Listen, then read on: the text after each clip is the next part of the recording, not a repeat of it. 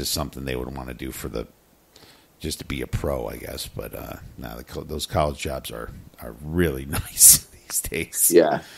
He set up nicely. There's no reason he would want to leave. Yeah. Well, I thought that was crazy. Apparently the Browns fired the Cleveland Cavaliers fired Tyronn Lue, too. So double firings in old Cleveland. Man, that place. Jeez. Yeah. I don't know. I don't have much of an opinion of the Tyronn Lue thing, but why'd you even start with the guy? 6 games in. But he was a puppet for LeBron anyways. He was just a kicking bag for LeBron when he was there. That's all he was. LeBron ran that team pretty much. Well, I mean, kind of, but I thought that he did. I thought he wasn't too bad. I thought he had some input there. It's just Golden State was too good.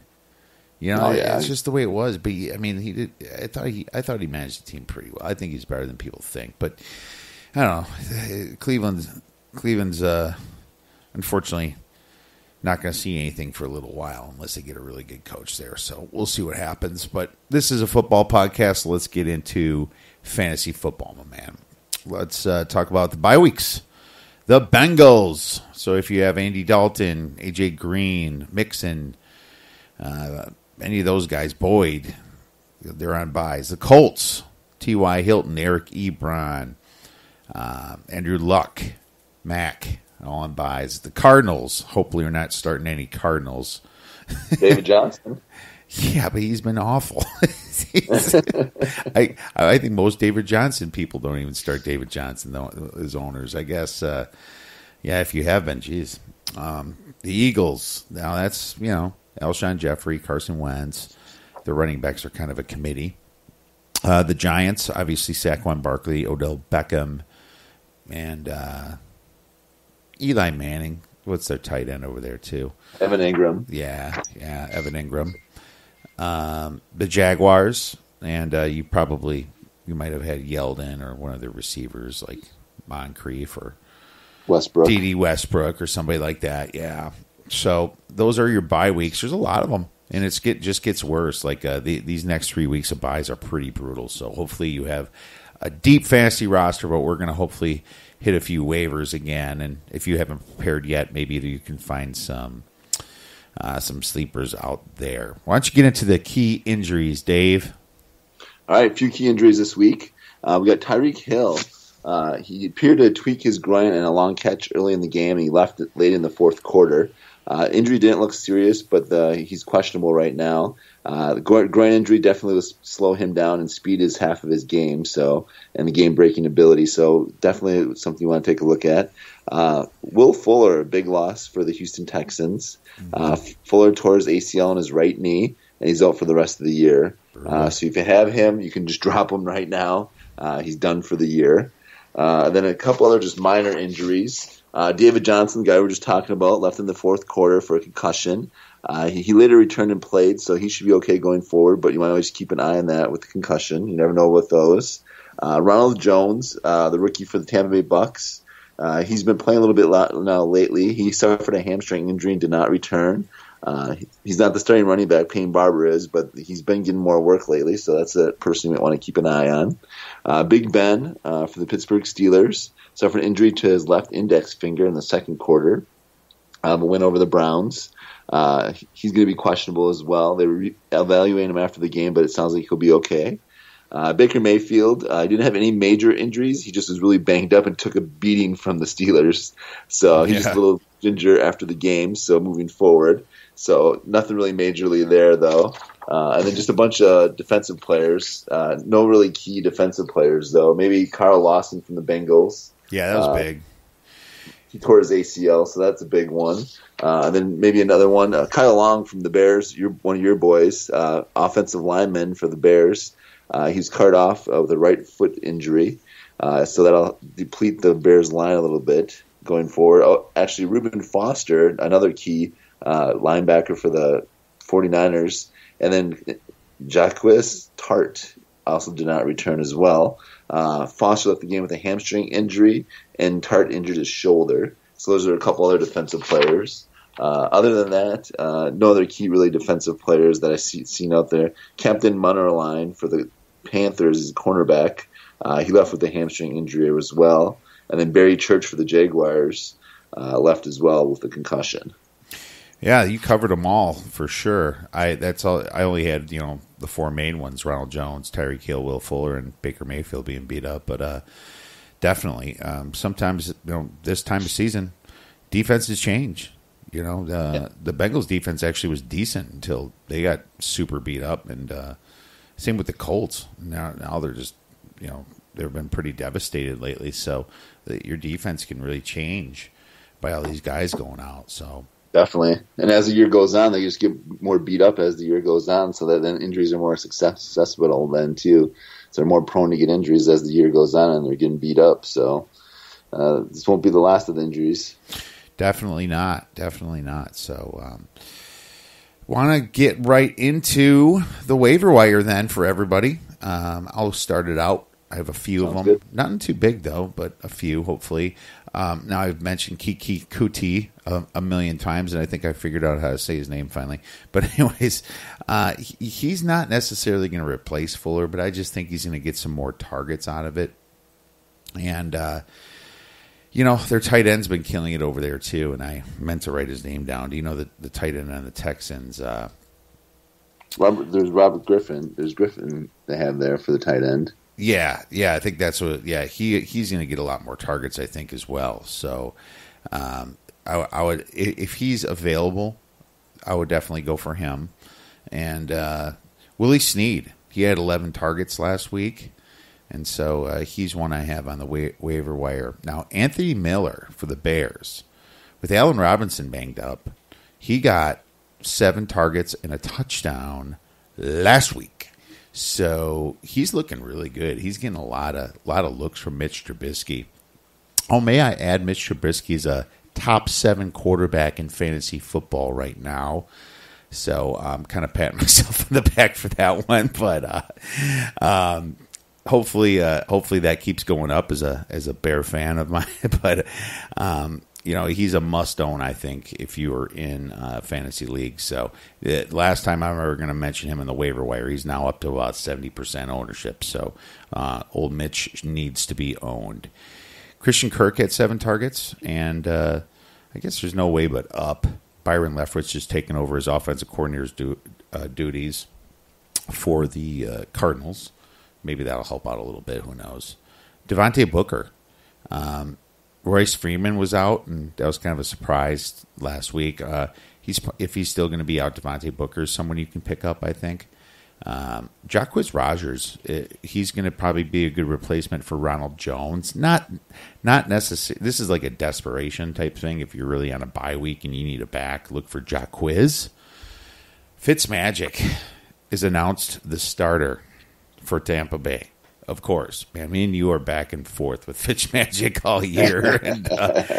And what does he do? He freaking finishes games, man. He's a closer.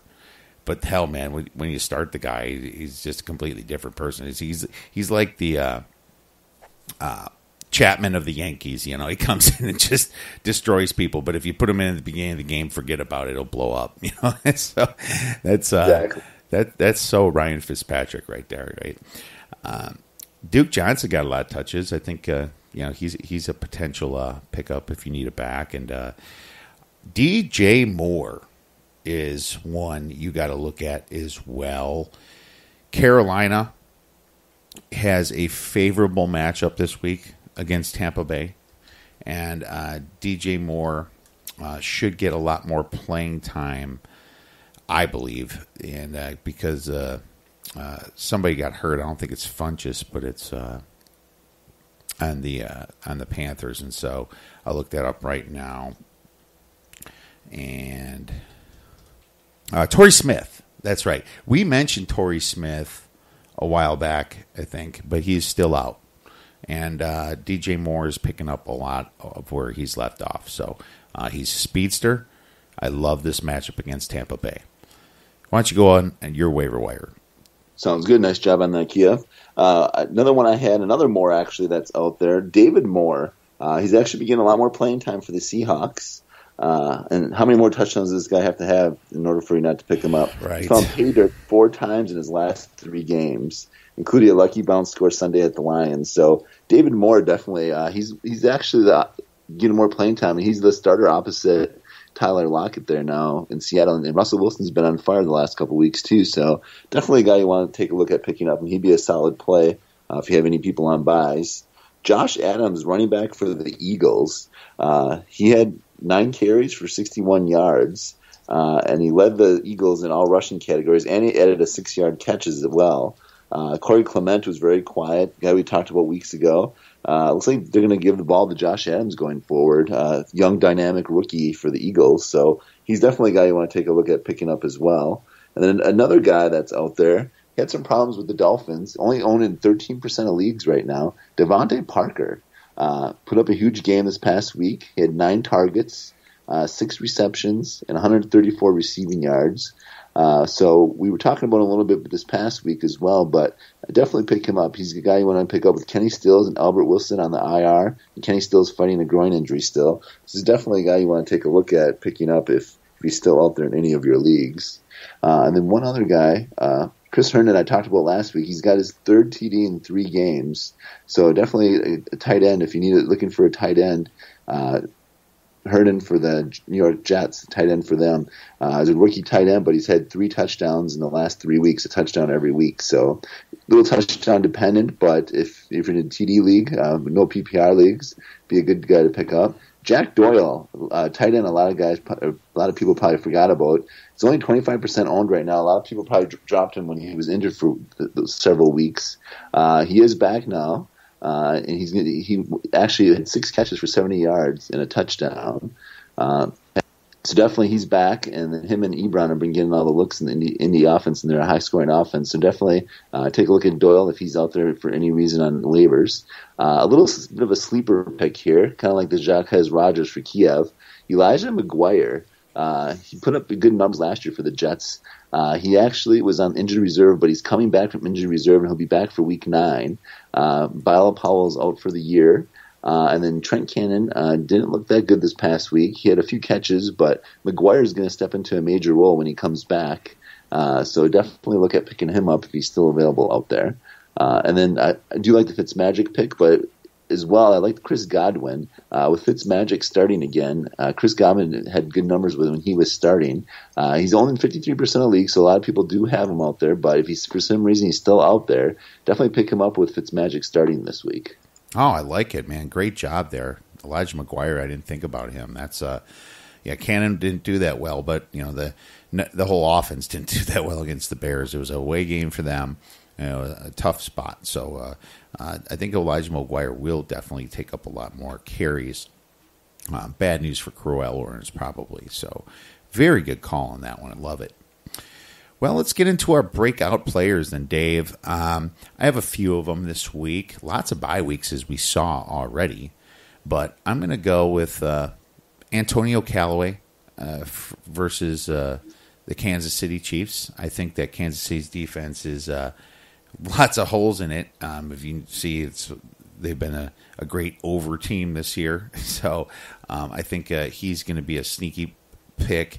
Now, a lot of times, I've mentioned before, when a offensive coordinator and a coach get fired, sometimes the team really steps it up, and I think they'll be covering on Jarvis Landry. So I think Callaway might be the one that's open. So he's a breakout player. Adrian Peterson. Now, I guess you're probably starting him, but he's playing Atlanta, and Atlanta is so bad on defense against the run. They're so banged up that I expect another huge performance from AP. God, would he have 150 yards last week? He's just been absolutely killing it this week. No one would ever thought. I mean, he wasn't even drafted in most leagues, and look what happens. He finds a little fortune with Darius Geis being injured, and slips into that starting role. No more Samaje Perine, right? And Perine or whatever, and he. And AP pretty much took over. He's still got a lot left in the tank, apparently. He's not getting injured. AP, baby. Starter this week. DJ Moore and Devin Funchess against Tampa Bay's defense. If you're thinking about filling in a wide receiver, one of these guys, huge upside here against Tampa Bay. Tampa Bay also lost cornerback, and I don't know how bad this injury is to MJ Stewart, and that's with